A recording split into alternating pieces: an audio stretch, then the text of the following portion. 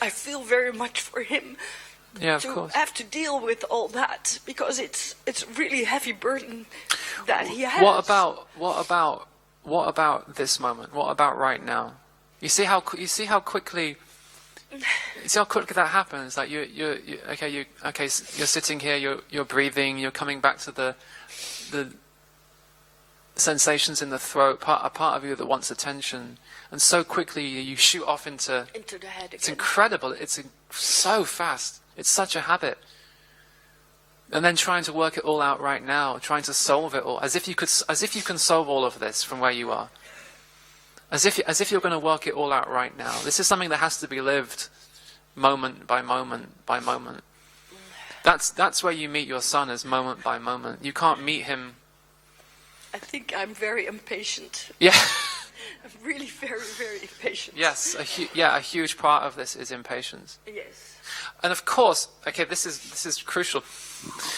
Of course, if there's a loved one who's in pain, if there's a loved one who's in pain right now, of course, because you love them, you want them to get better. You want them to heal. So very quickly you start to imagine a future scene where he's better, he's healed. Or, of course, the mind is very good at going both ways. It also imagines the scene where he's dead, right?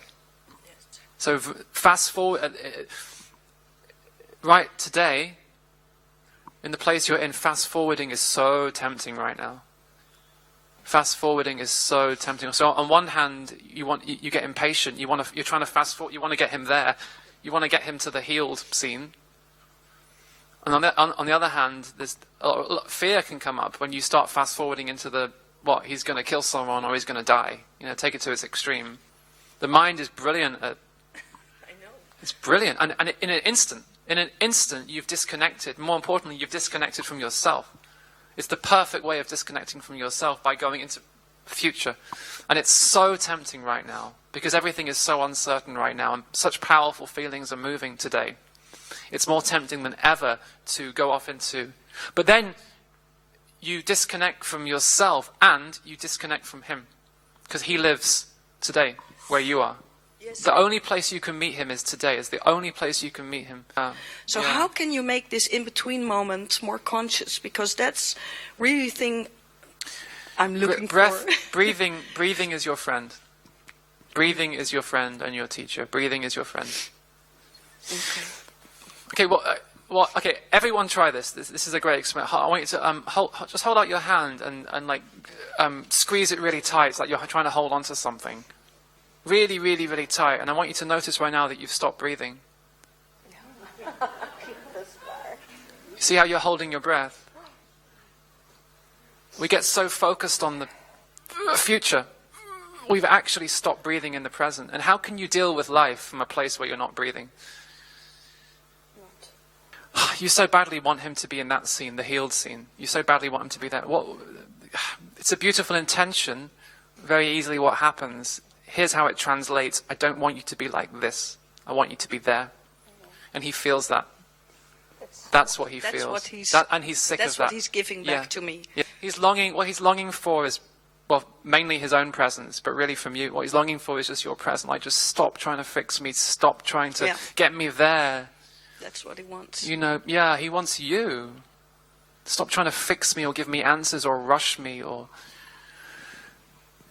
stop confusing me with your image of me. Be present. Breathe with me. And that's you're very bad at trying to fix him. That's why you get exhausted. It's not your path. Really, it's not your job. It's exhausting, and you disconnect with him. You dishonor. You dishonor what he's going through. You're very good, actually. Your skill lies. What you're brilliant at is being present. And sometimes you forget, but sometimes he forgets as well. That's what he's longing for. That's what he's longing for, is not death, but presence. Presence. And you can begin to maybe if it's just sitting with him, if it's just, look, I realize I've been trying to change you, fix you, mend you. It's exhausting. I just want to be with you. Maybe just sit with him. You don't have to say anything. It's more about the intention, just to be present with him and to help him be present with his feelings of pain, of frustration, of longing. Just do less. You've been doing too much. You've been doing too much. You do less, and breathe. And breathe. And notice when you've stopped breathing. Because that's a wonderful... The body will let you know. Am I breathing? Am I breathing really means, am I trapped in a story? Am I trapped in time? Am I trapped in a future that hasn't happened yet? Oh, back here with him as he is. Back here with him. That's what he's longing for. That's what he's asking for. Is you. And that's what you're asking yourself for as well.